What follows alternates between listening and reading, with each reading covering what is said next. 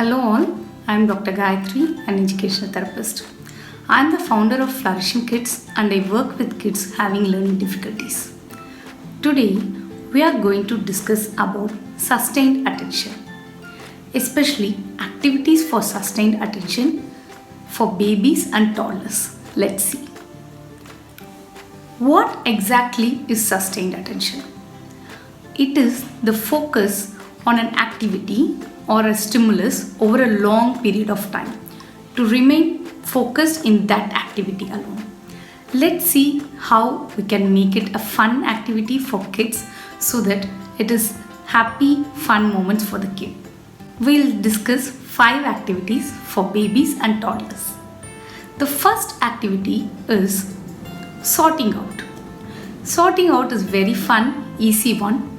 Just we can use the socks, mittens or any small toys which the kids have. Just join them all in one place and they have to sort it based on the colors. Yeah, we could make it easy. You could just keep some 3 cardboard boxes or any 3 baskets, and if possible you could just paint it over or just put some cloth for green, red or blue like that.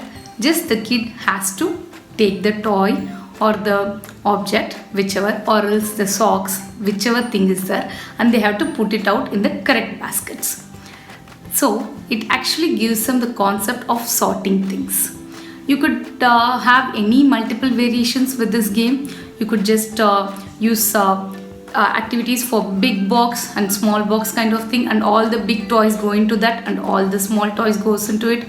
So this is like the basis of maths also. So they are understanding the concepts very well and they have to focus there. They have to remain in the task till they complete it. They will also be too much focused because they want to complete the activity together. The next one is matching. Matching activity, this also is very simple one. You could start same thing. You could use the socks or mittens, whichever the baby is having. You could just mix them all up and ask them to match it up. When you are using this activity, just make sure that you use contrasting colors. Don't go into subtle colors because it will be difficult for babies. Just start with contrasting colors.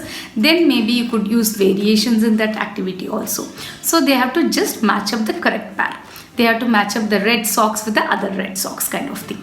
So it is very easy, and anyways we will be having so many gloves or kind of socks, mittens, everything for the baby. So you could have this activity. The third activity is playing with ball. Okay, what is with ball in the game? Many times we think that it's just we are passing the ball or just we are putting a ball. No, it is the kid has to focus there. The kid has to remain focused on the ball. They have to see where the ball is coming and then they have to take it. For small kids, like for babies like around 6 months, you could start using a softer ball. You could use a soft ball and a bigger ball. Then as age increases, we could reduce the size of the ball, and it can be from rolling, we could just start throwing it up little high so that they can focus and then they will catch the ball, and thus it becomes a sustained attention activity also. The next one is beads. Have you ever thought of this? Whenever we use a needle and we have to put a thread into it, we have to focus only in the eye of the needle. We can't change our focus or attention. It is a similar thing with the beads also.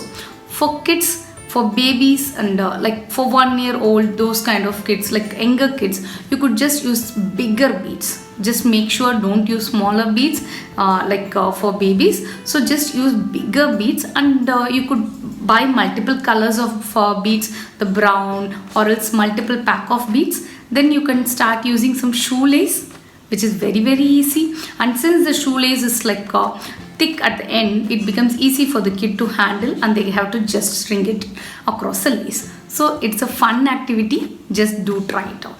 The last activity is with the clothespins. We generally use clothespins at our home, and we definitely will have at least 20 to 30 clothespins at home. So just take some cardboard box or anything small box.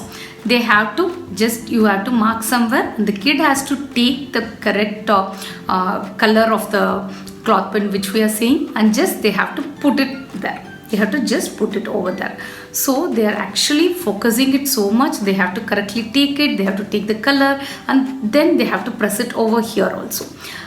It is like useful for fine motor skills also, as well as for the attention. You could always say like you have to take a red color one first, then blue color one, then again red, blue. You could do multiple variations of these games.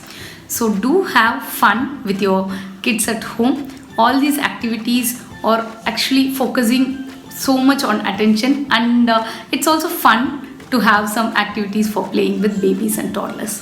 Thank you all.